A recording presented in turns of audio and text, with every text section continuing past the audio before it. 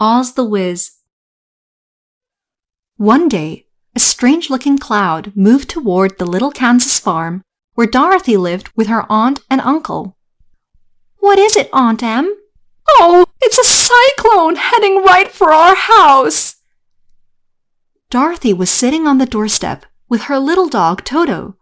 She wondered at the cloud and the moaning sound it made. "Quick! Get down in the cyclone cellar, both of you! I'll tend to the animals."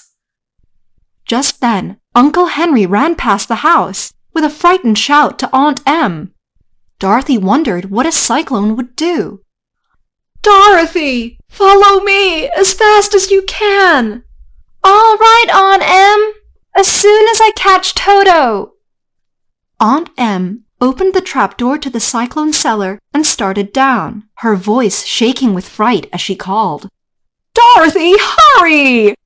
"Toto, you naughty dog, come here." But little Toto had become frightened too and jumped out of Dorothy's arms. To catch him, she crawled under the bed. "Whoa! What is happening?" Ka-choo! Gee! Suddenly, the floor tilted, this way and that. Dust boiled up through the trap door in the middle. Dorothy sneezed. The house whirled slowly around as the cyclone carried it up into the air, above the barns and Uncle Henry.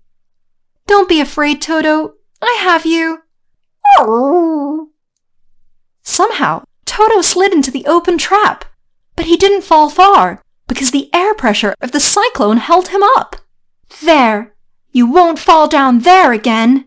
When Dorothy slammed the trapdoor shut, the howl of the fierce winds was not so loud, but the room was quite dark. "There's nothing to do, Toto, so we might as well go to bed." Hour after hour passed, with no change in the strange twilight and the gentle rocking of the house in the cyclone's top. Oh! Dorothy never knew how long she slept, but she was awakened by a bump, as if the house had dropped to earth. "Oh, this isn't Kansas! Where are we?" Ruff, ruff. Dorothy ran to the door. Outside was a country of marvelous beauty, but so strange that Dorothy caught her breath. "Welcome, Dorothy, to the country of the Munchkins in the land of Oz." Where is that?" Stepping outside, Dorothy saw 3 funny little people approaching her with friendly smiles on their faces. "Who are you, please? And how did you know my name?" "I knew because I am a witch, the good witch of the north." The little old lady explained that there had been 4 witches in the land of Oz, 2 good and 2 wicked ones. "Now there is only 1 bad witch left. You killed the other one." "Oh no, I didn't." Dorothy was shocked at the good witch's words. She protested that she had never killed anybody and never wanted to. "Well, your house killed her when it landed. Those are the feet of the wicked witch of the east." She was even more shocked when she turned and saw 2 silver slippers sticking out from under the house. "We are all grateful that she is dead. What can we do to help you in return, Dorothy?" Oh, please help me get home to Kansas." Dorothy was suddenly very, very homesick, and she blurted out the first thought that came into her mind. Let me think. Of course, I can't send you back to Kansas." The good witch spun her cap on her nose and explained that she had no power outside the land of Oz, but "Go to the Emerald City and ask for the Great Wizard of Oz." Yes, yes, yes. If anybody had the power to send Dorothy back to Kansas, that would be the Wizard of Oz, if he felt like it. But where? "That yellow brick highway will take you to the Emerald City and Oz." Dorothy had not noticed the road paved with yellow brick until the Good Witch of the North pointed it out to her. "And now I will leave you with a parting gift, Dorothy." Swiftly, the Good Witch leaned forward and planted a kiss that made Dorothy tingle pleasantly through and through. My kiss protects from hurt and harm. Goodbye. Goodbye. Goodbye. Take the silver shoes. Whirling around like a top, the good witch faded quickly into thin air, which somehow was just what Dorothy had expected. Why, there's nothing but the shoes left! Dorothy looked around for the Wicked Witch's silver shoes and found them empty. Their owner had dried up and blown away. They fit me perfectly. After trying on the silver shoes, Dorothy decided that they would be better for a long trip than her old worn ones. I'd like to know how far it is to the Emerald City. Wouldn't you, Toto? Ruff! Dorothy packed a lunch in a basket and started out, wearing her very best blue and white check dress. Hello, could you help me get down? What? She had walked for a mile or more when she heard a soft voice calling to her. She looked up and saw a scarecrow. I thought I heard you speak, but you're only a scarecrow. Of course, but I need some help. The scarecrow said he would be much more comfortable if Dorothy would take away the pole that held him up. Thank you. There's only one other thing I need to make me completely happy. Brains. Oh? At first, Dorothy was so amazed to see a scarecrow stand up and hear him talk that she hardly realized what he was saying. You said you needed brains? Yes, when they made me, they filled my head with straw. The scarecrow explained that he never would know anything unless he could find some real brains to put into his head. I have an idea. You see, I am going to the Emerald City. Dorothy had a sudden wonderful thought. Perhaps the Wizard of Oz could give the scarecrow some real brains. Why, that sounded like someone groaning. The scarecrow was delighted with Dorothy's idea and walked happily along until a strange moan came out of the forest. Oh, a Tin Woodman? Was it you that groaned? Yes. Please oil my joints. The Tin Woodman stood motionless, except for his jaws, which moved just a tiny bit with a creaking noise. You poor thing, they're all rusty. Dorothy found the Tin Woodman's oil can not far away and oiled all his joints till he could move them freely. Thanks! Oh, thanks! Now I need only one thing to make me completely happy. When she had finished, the Tin Woodman danced a jig without any of his joints so much as squeaking. He had only one complaint. When the tinsmith made my chest, he forgot to put in a real heart. Oh, I wonder. He said the Wicked Witch had caused him to cut himself time after time until his whole body was replaced with tin. You see, the Scarecrow and I are going to ask Oz for help. Why don't you? The Tin Woodman thought Dorothy's idea was splendid. He said that until he had a heart, he could never fall in love. Roar! Eek! They had not gone far through the forest when a big lion bounded in front of them with a terrible roar. Growl! With a blow of his paw, the lion sent the Scarecrow flying. Luckily, the Scarecrow had no bones to break. Roar! Next, he sent the Tin Woodman sprawling, but his claws only slid off the tin without leaving even a scratch. Stop! Don't you dare hurt Toto!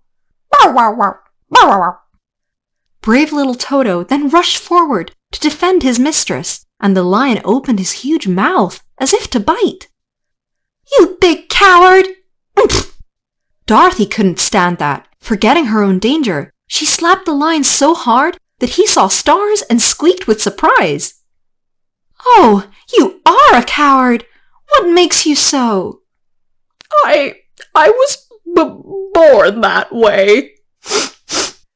The lion admitted, between sobs, that he acted fierce only to scare people, but really he was more scared than they. If only I knew where to get some courage. But it's no use. Perhaps the Wizard of Oz. Do you really think he might give me some courage? It's worth asking him anyhow. The Cowardly Lion dried his tears and became hopeful. He apologized to the Scarecrow and the Woodman, and they went on. Oh dear, what shall we ever do now? Several miles farther on, they came to a river so wide and so swift that all of their hopes seemed to be lost. What are you doing? Watch and you will see. Only the Tin Woodman appeared not to worry. He began chopping down the tall trees which grew on the riverbank. Hooray, a raft! He trimmed off the branches and cut the trees into logs, from which he made a raft big enough to hold them all. Oh, wow. The raft was so big and heavy, they couldn't move it until Dorothy tied the lion's tail to it with one of her hair ribbons. The Woodman had cut long poles with which they pushed the raft out into the middle of the river's swift current. Oh, I can't touch bottom! We're spinning around! But there they found themselves in trouble, for the current whirled them downstream as fast as a horse could run. I suppose I've got to do it. Woodman, take hold of my tail. Eh? You mean it? The Cowardly Lion shivered, as if he were cold, and spoke in a shaking voice. Only the Tin Woodman understood. Hold on, and I'll try to tow you all. Oh! The lion shivered harder and slipped overboard into the swift water. Dorothy thought he was very brave. You made it! You made it! The lion's powerful strokes finally brought raft and all safely to the other side, but it was a close call. Tirralirralay, I am a happy scarecrow today. Soon they were walking back upstream, along a riverbank thick with gorgeous poppies. Acres and acres of poppies.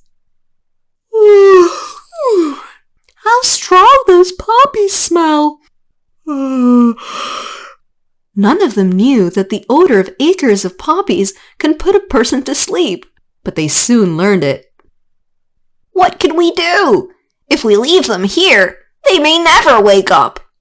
Having no lungs to breathe with, the Scarecrow and the Tin Woodman were not affected, but they worried about their friends. He's too heavy. The Scarecrow and the Tin Woodman made a chair to carry Dorothy and Toto, but they could do nothing for the lion. Scarecrow, see that fierce wildcat? Chasing a poor little mouse. Do something! Once away from the poppies, Dorothy and Toto waked up, and then the Tin Woodman pointed excitedly. Go on, you bad cat! Get out! The Tin Woodman bounded forward, swinging his axe so that it frightened the wildcat, and the mouse ran straight past him. Oh, are you all right? Yes, thanks to you, kind people. I am the queen of all the mice. The little mouse wore a tiny crown on her head. She said that many of her subjects were close by. You saved my life. Is there anything my people can do? Oh, yes, Your Majesty, the lion. Dorothy told the Queen of Mice that their friend the Cowardly Lion would die unless he were rescued promptly. But how? I know how. The Tin Woodman then told the Queen to have her subjects each bring a long piece of string and to hurry. What are you going to use those trees for? Watch and see. When the mice had gone to look for string, the Tin Woodman chopped down some more trees and cut them into logs. Oh, aren't you clever with your axe? By the time the first mice returned with their pieces of string, the Woodman had split boards and spokes and made a cart. When all the mice returned, they made a string harness and pulled the cart through the poppies to the sleeping lion. Oof! Ugh! Then, with some difficulty, the Scarecrow and the Tin Woodman pushed and pried until they loaded the lion on. Then, Although the load was heavy, the mice pulled with all their might, and the others helped push the cart to safety. "We just don't know how to thank your majesty." "We shall see you again." The Queen of the Mice assured Dorothy that if ever she needed help again, all she would need to do was to call. Toward sunset, following the yellow-paved road, they topped a hill to see a lovely green glow above shining towers.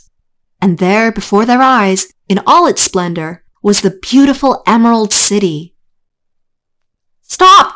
What is your business?" They kept on to the city gate, and there they were stopped. Dorothy explained that they wanted to see the Great Oz. "I can take you to his palace, but first you must put on these green spectacles. Turn around." Out of the green box at his side, the guardian of the gates took out a pair of spectacles for each of the party. "You must not remove these until you leave the city, by order of Oz." There were spectacles of every size, and they fastened with a tiny lock. Through them, everything looked green. Even the faces of the people in the Emerald City looked green, as Dorothy and her friends walked through the streets. "Strangers, to see the Great Oz. Step inside." When they reached the palace, a soldier said that he would take their message, for the Great Oz was very busy. "You all will wait here." The soldier made them wipe their feet on a green doormat, and then he led them into a green furnished waiting room. "The Great Oz will see you tomorrow." Before long, he returned with a pretty lady dressed in green, who said that they might stay overnight in the palace. "This room will be yours tonight, Dorothy. It's lovely." The young lady took Dorothy up a green staircase and into a large, bright bedroom, all furnished richly in green. Ding-a-ling-a-ling! Dorothy slept well that night, and in the morning, a bell waked her to see her breakfast table appear beside the bed. "Good morning, Dorothy." After a delicious breakfast, Dorothy put on a pretty green silk dress that was hanging on a chair. Then the door opened. "There, we're just in time." Bong! As the lady was finishing Dorothy's bow, a musical gong rang out, the signal that Oz was ready to see Dorothy. She was ushered into an enormous room that glowed with soft green light and smelled of the most wonderful perfume. "I am Oz. Where did you get your silver shoes?" As Dorothy slowly advanced towards the huge person seated on the green throne, he spoke in a clear, pleasant voice.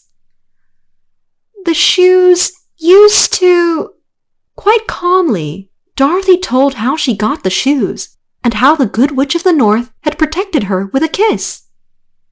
"Oh, please, Great Oz, can't you send me back home to Kansas?" "I can, but—" In solemn tones, Oz answered that before he could help her, Dorothy must kill the Wicked Witch of the West. "No, oh no, I don't want to kill anybody." "That is my final word." Desperately, Dorothy explained that the death of the other Wicked Witch was an accident, but Oz wouldn't listen. "Then you won't help me?" "Not till the Wicked Witch is dead." Dorothy couldn't keep back her tears as she left the throne room. She wouldn't kill anybody knowingly if she never got back to Kansas. "Did Oz help any of you?" "No." Later, when Dorothy rejoined her friends, she knew at a glance that they too must have been unsuccessful with Oz. "He told each of us the same thing." The lion was angry and disgusted because Oz had asked them to do something he was afraid to do himself. "There's only one thing to do." He declared that he needed courage so badly that he would go alone if he had to, and destroy the Wicked Witch. "I haven't the heart to kill even a Wicked Witch, but—" The Tin Woodman said he would go, and the Scarecrow said he didn't have the brains to think of anything better. "We'll all go together then." Dorothy couldn't bear to be parted from her friends, so she agreed, adding that perhaps the Wicked Witch might die of old age or something, When they found out that the way to reach the Wicked Witch was simply to walk west, Dorothy and her friends set out. I wonder how far we will have to go. All afternoon they walked toward the westering sun through endless fields of flowers and grew very tired. At last Dorothy and Toto and the Cowardly Lion lay down for a nap. The Scarecrow and the Tin Woodman didn't need any sleep. Strangers! I see them sleeping. Now the Wicked Witch of the West had only one eye, but it could see for miles and miles with her powerful telescope. Creep! When she saw Dorothy's party afar off, she flew into a rage and blew upon a magic silver whistle that hung on her neck. Go and get rid of those strangers! In answer to the silver whistle, a pack of great fierce wolves came running to obey the Wicked Witch's orders. Dorothy, wake up! Wake up, Lion! The Tin Woodman saw the wolf pack first, and the Scarecrow shook Dorothy and the Cowardly Lion awake, which was not easy. This is my fight. Mine too, I'm afraid. When the Cowardly Lion saw the fierce beasts charging at them, he trembled all over, but did his best to act brave. All at once the pack surrounded them, but the Woodman knocked one down with every blow, and the Lion did even better. Creep! Creep! When the Wicked Witch saw all the wolves running away, she was furious. She raised her magic whistle and blew twice. Bzz, what is your wish? Bzz. Fly and sting those strangers! Immediately, a swarm of large black bees appeared. The Wicked Witch was so angry she could hardly give them orders. Bees! Oh dear, what shall we do? Quick, pull out my straw! The loud buzzing of the bees frightened Dorothy worse than the wolves had done. But the Scarecrow knew what to do. Come on, sting me! Quickly, he reached inside his shirt and pulled out enough straw to cover Dorothy and the others, while the Woodman taunted the bees. Seeing nothing else to attack, the whole swarm of bees blunted their stings on the Woodman's metal body, without hurting anything. You can all come out now. Then they flew away, unable to sting anything ever again, and out from under the straw came Dorothy, the Lion, and Toto. If only you could put in some brains! Gratefully, Dorothy helped to stuff the Scarecrow, saying that without brains he was brighter than all of them. Zizzy, zizzy, zick! The Wicked Witch, however, had not given up.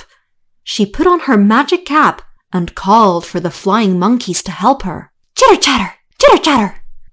Out of the sky came a chattering and a rush of many wings. The flying monkeys were answering the magic cap.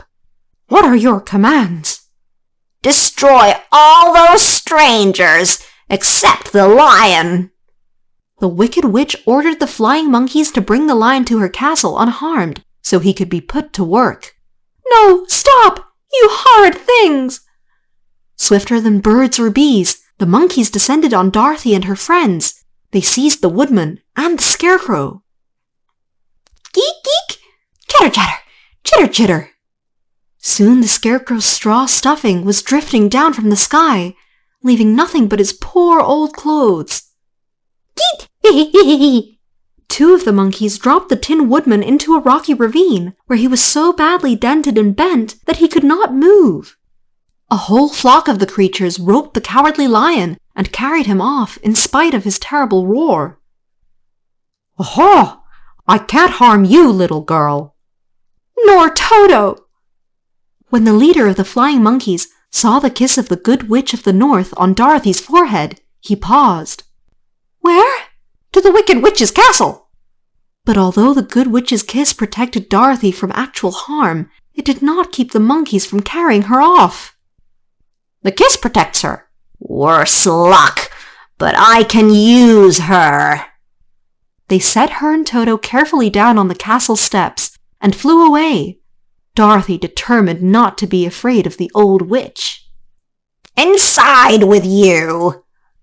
The wicked witch ordered Dorothy to get some water and scrub the kitchen floor, and Dorothy thought best to obey her.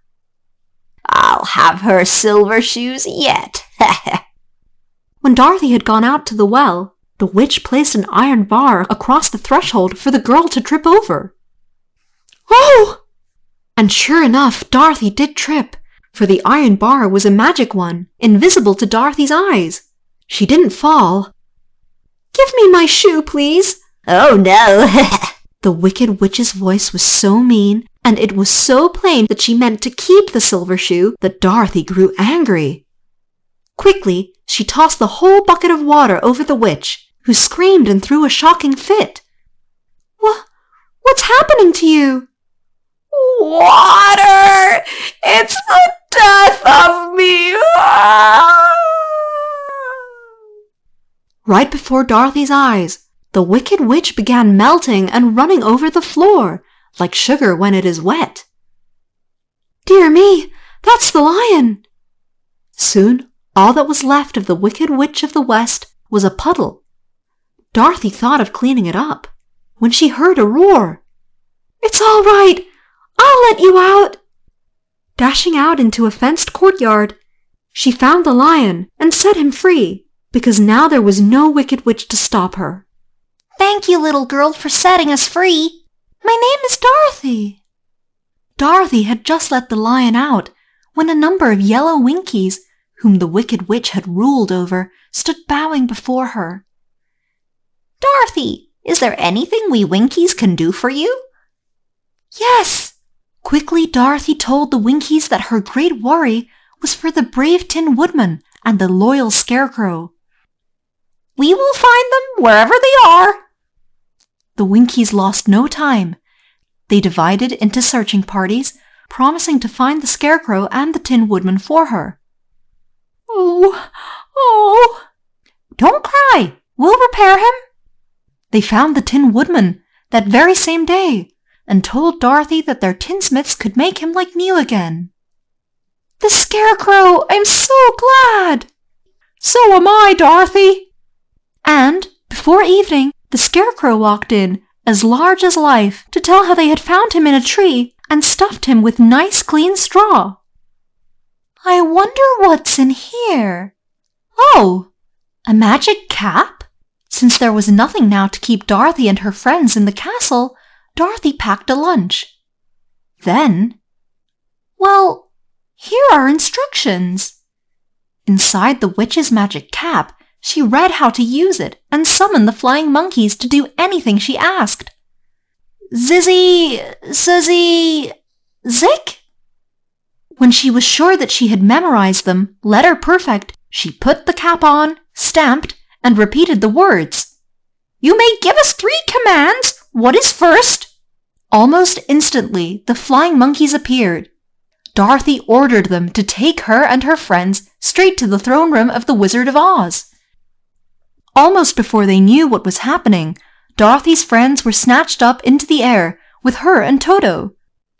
This time, Dorothy wasn't a bit frightened. Reaching the Emerald City, the flying monkeys circled down to the palace and into the throne room of the Great Oz through a high window. "Oz, where are you?" Dorothy found herself staring at the empty throne in wonder. Nothing in the room was green, as she had remembered it. Then, as the wing of a flying monkey knocked over a screen, Dorothy glimpsed a little bald-headed man who had been standing behind it. "Hello, where is Oz?" "Why, I am Oz, the great and terrible." When he spoke, Dorothy could hardly believe her ears. This little man was so harmless, almost sheepish-looking. "Why, you're not terrible at all." "I know it. I've just been making believe."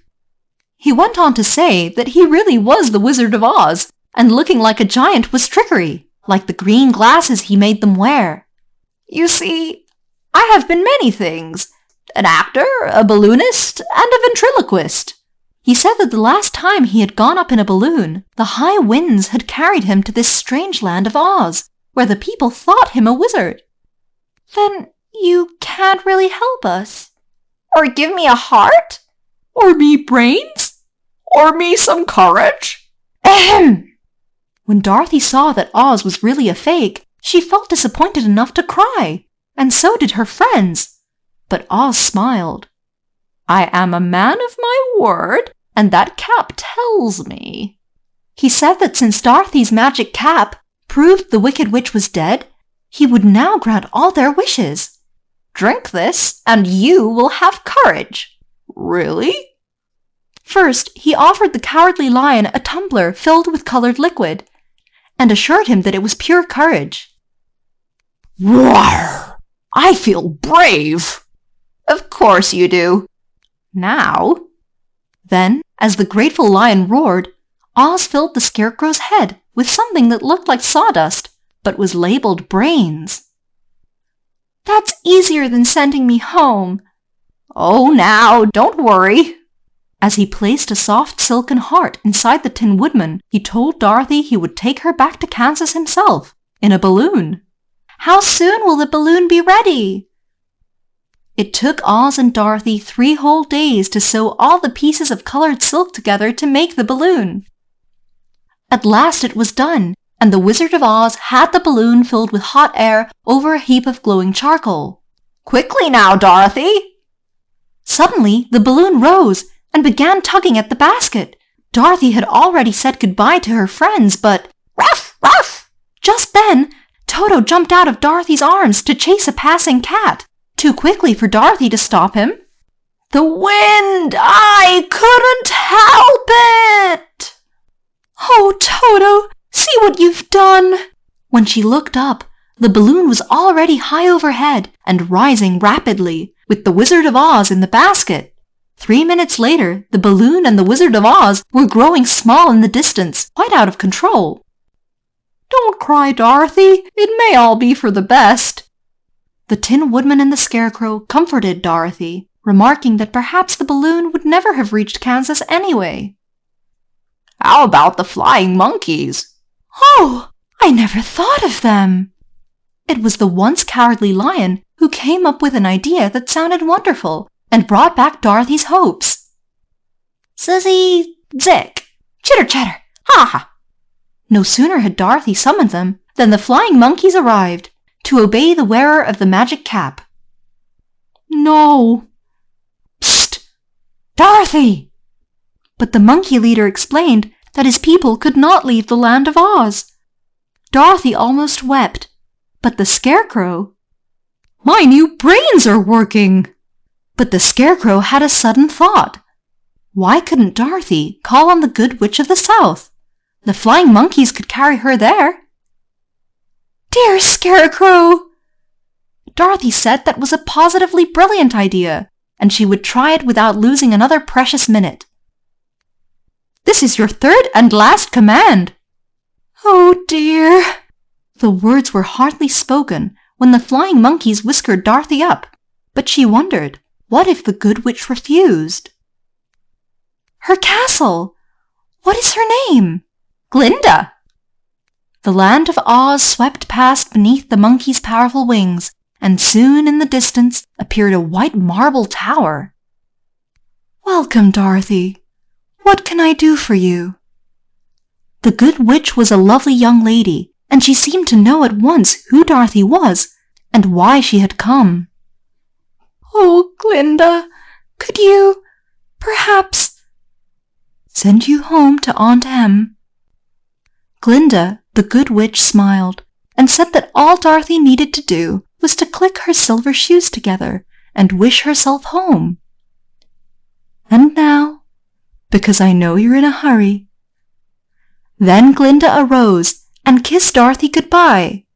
She said that the silver shoes would need only 3 steps to take her home to Kansas. Please take me back to Aunt Em. So Dorothy clicked the silver shoes together 3 times and made her wish, holding little Toto tightly.